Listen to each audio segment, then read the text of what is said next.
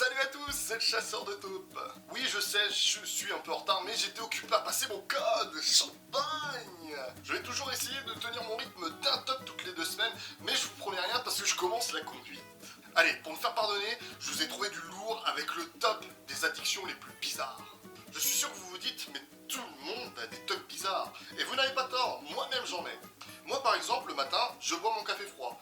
Tout le monde me dit que c'est dégueulasse, je sais, mais c'est comme ça depuis que je suis tout petit.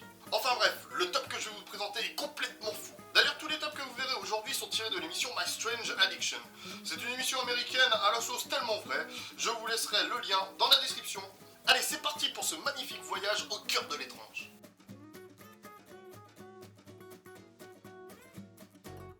On démarre ce top avec un cas qui malheureusement devient de plus en plus banal. De plus en plus de jeunes passent par la case chirurgie esthétique afin de ressembler le plus possible à leurs idoles. C'est le cas par exemple pour Valeria Lukianova qui aimerait devenir Barbie, rien que ça. Et bizarrement, c'est plutôt ressemblant. Ça me fait penser à ces gens qui se font tatouer une marque déposée sur le corps, genre le lapin de Playboy ou même le logo de leur équipe de foot favorite. Bonjour, je vais vous prendre le tatouage du Rex s'il vous plaît. Ah, vous ne l'avez plus? Bon bah je vais vous prendre le Justin Bridou alors. Comment? Oui, avec le code barre s'il vous plaît.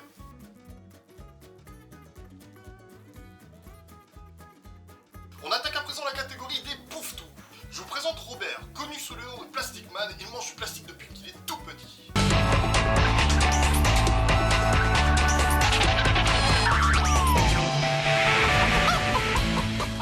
Bon bah moi je vais mettre un 8, sympa le repas, mais franchement difficile à digérer le plastique.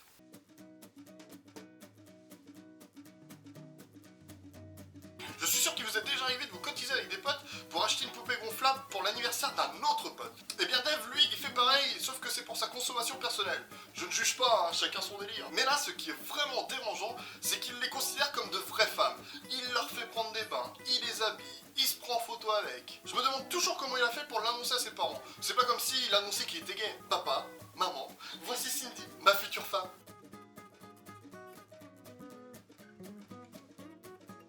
Sydney, 21 ans, est adepte de la nuque longue. Mais non, pas la coupe de cheveux des joueurs des années 80, je vous parle de la tradition dans certaines tribus asiatiques. Bon, vu que je n'ai pas grand chose à dire sur cette femme, voici un petit peu de culture. Les Padongs sont un peuple indigène. On en dénombre encore 7000 vivants principalement en Birmanie. Les femmes de la tribu se voient offrir à l'âge de 5 ans leur premier collier en spirale et celui-ci est remplacé par une spirale plus longue au fur et à mesure de leur croissance. Contrairement à la croyance populaire, ces spirales n'affectent pas les vertèbres du cou pour les allonger, mais elles pèsent sur les côtes qui évoluent en penchant vers le bas. Ainsi, plus les côtes penchent, plus le collier tombe sur les épaules, ce qui le rend trop large et pas assez grand pour envelopper encore tout le cou. C'est à ce moment qu'il est remplacé par une spirale plus longue, afin de continuer le processus et ainsi de suite. Beaucoup d'hypothèses ont été émises par les anthropologues sur la raison du port de ces colliers spirales. Ce pourrait être pour se protéger des morsures de tigre ou pour rendre les femmes moins attrayantes aux yeux des autres tribus, afin qu'elles ne se marient pas en dehors de la leur ou pour leur donner une ressemblance avec un dragon. Mais la plupart de ces hypothèses ne sont pas vérifiées et la véritable origine de cette tradition reste encore un mystère. En bref, merci Wikipédia.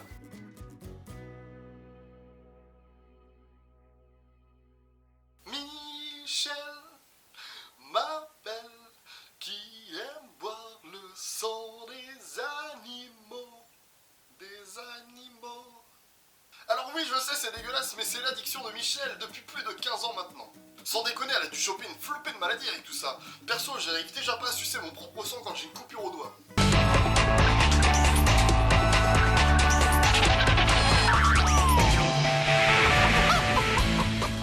Je mets 4, hein. Franchement le vin est immonde, ça fait passer une bouteille de villageoise pour du grand cru.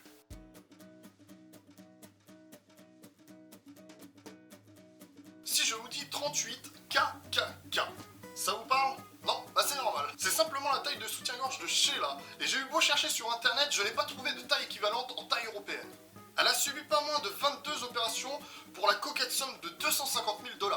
Elle adore ses maps mondes au point de les considérer comme ses propres enfants. En 2009, son corps rejette ses nouveaux implants et l'oblige à revenir à une taille plus standard. Et seulement 15 mois après ce rejet, elle décide d'en remettre une couche et se fait opérer à nouveau afin d'atteindre son nouveau 38 KKK. Les médecins l'ont alors prévenu du danger, ce à quoi elle a répondu « Je préfère mourir que de vivre sans eux ».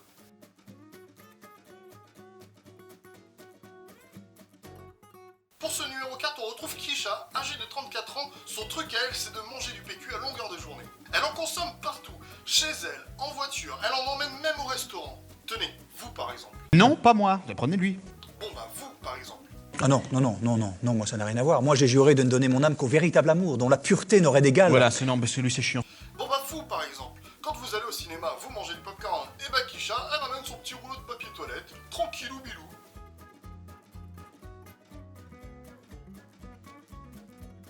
Je vous présente Nathaniel. Ce jeune homme de 27 ans est en couple depuis 5 ans avec sa voiture. Oui, sa voiture. Il l'embrasse, il lui fait des câlins, il lui fait des cadeaux, il l'emmène le soir en rencard, sûrement afin de conclure à la fin de journée. Il lui a même trouvé un petit nom, Chase. Bon après j'ai pas trouvé pourquoi, mais bon. Bon allez, moi je vous laisse, j'ai rendez-vous avec mon mixeur.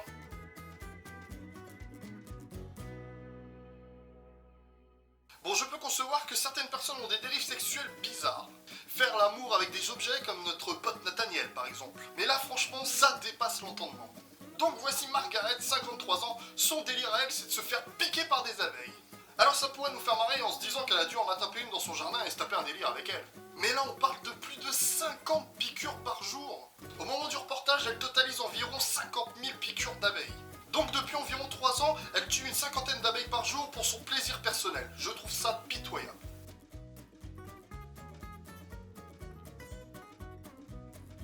Et voici le grand gagnant de notre top. Voici Marc, âgé seulement de 20 ans, il entretient une relation exclusive depuis plus de 6 ans avec des animaux gonflables.